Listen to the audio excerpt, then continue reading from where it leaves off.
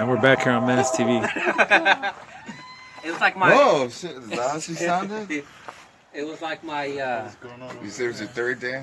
It was like my third day at the clinic, and I was holding the dog because we were gonna get blood, and this lady comes by with a Chihuahua.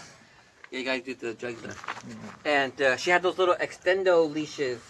I remember holding the dog. She walks by, the dog comes over, whah! It bites it, and the technician You're holding the Chihuahua? No, I was holding the pit bull. I was holding the dog like this, like that, sitting up. And the lady walked in, the dog came over, and it bit him. And the technician fucking grabbed it by the cheeks and was like fucking hitting it, let go! Oh, It was stop. fucking scary.